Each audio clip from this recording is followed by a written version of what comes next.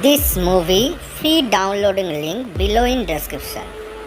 Today I am going to discuss about the 2022 super hit Hollywood movie Moonfall.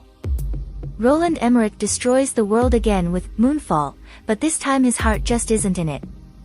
The German nihilist blockbuster filmmaker, who has rarely met a conspiracy theory he didn't like, has become the master of disaster, with films like Independence Day and his own global warming epic, The Day After Tomorrow. But while his film, 2012, in particular was overwhelming in its passion for turning mass death into a roller coaster thrill ride with two kids in the back seat, here is Moonfall, which proves a boring apocalypse movie is worse than one fixated on how we are all doomed. Moonfall depicts the horror that would unfold if the moon were to go out of orbit and crash into the Earth. Before that big bump, Earth's gravity would be progressively out of whack, while the moon would dump debris as it gets closer. For good measure, Emmerich throws in a Transformers-type edge to the harebrained science about why this could be happening, but that too comes with a bland imagination and execution.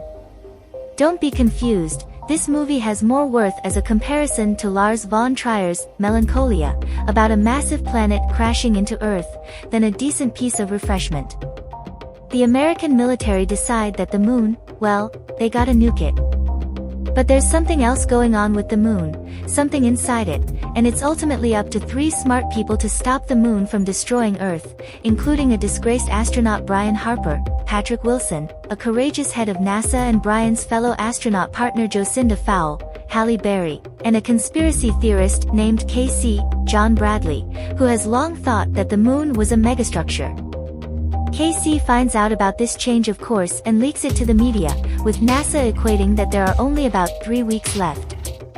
They take off in a shuttle with eventually no crew on the ground, and it doesn't feel triumphant so much as the film trying to minimize its cast numbers. All three of our heroes have their personal connections that make for ho-hum on-the-ground drama. There's Brian and his troublesome son Sonny, Charlie Plummer, and his ex-wife and their two girls, Jocinda and her son and her ex-husband and the foreign exchange student she makes babysit her kid, Kelly Yu, KC and his mother and his cat, Fuzz Aldrin, given an amazing close-up. Co-written with Harald, Kloser and Spenser Cohen, Moonfall is a lumbering, long locomotive of one cliché attached to another, making time pass slowly even though there is so much juggling of these different one-dimensional relationships. The human stories are gratuitous themselves instead of involving us, so telegraphed in the drama of their characters. This is how a stepfather and angsty son reunite midway through the movie. I don't hate you. You know what? I'll take it. Moonfall suffers from other more consciously cut corners, suggesting a budget that could only include so much destruction. His previous film, Midway, was more successful at looking less phony with similar constructs. It's so obvious that the film's version of Colorado is a soundstage with one tiny snowy road for numerous shots. You can see how cramped the actors are, and specifically hear the contempt in Charlie Plummer's line reading. Working with smaller resources than his previous blockbusters, Moonfall constantly seems constrained by its unsubtle reliance on green screens, and the immense labor of its visual effects crews. Emmerich's blockbuster vision has come full circle. He might have inspired countless direct-to-video disaster movies with titles like 2012, Doomsday, but now he's made a movie that's just as visually junky and is not inspired to be more. A transparent and self-amusing filmmaker, Emmerich's sense of humanity can be found in who gives the spirited performances and who does not. In this case, it's only KC who gets the exclamation points, to scream about how the moon is a megastructure, and eventually his awe in being proven right. For a movie that comes in the era of Elon Musk and SpaceX flights, KC gets to says, I love Elon.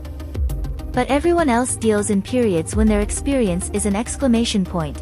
You've never heard someone minimize, oh shit, the moon is rising, until you've seen Moonfall. It used to be weird how much Emmerich's nihilism wanted to show destruction, now he is bored with humanity. Even reliable forces like Wilson and Berry cannot sell what little drama the story has. Sometimes the film's lackadaisical sense about the end of the world can be laugh out loud. Notice any time that something devastating happens in the background of a shot, and how the characters in the foreground barely react to it. Moonfall rarely makes room for the usual interludes of destruction from previous Emmerich films, who thought we'd ever miss them this much, or his obligatory destruction of the White House. The film practically forgets that it's dealing with an apocalypse, that all of humanity is stake. To be fair, there is a gravity wave in the middle of the film, lifting carriers and tankers and bodies of water, throwing them around California, and it's an impressive feat by the visual effects artists. But the apocalypse should not feel this lifeless. At least we have the crackpot stuff, which shows Emmerich really flexing his wackier muscles in the third act, with an explanation about the moon that is worthy of its own History Channel series. If you're going to invest time and money into Moonfall, it's what you have earned.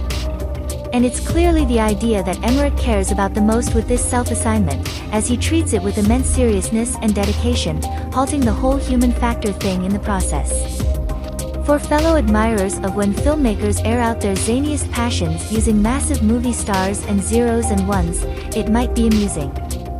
The rest of Moonfall is a wash. It isn't even a fun dumb movie about the end of the world.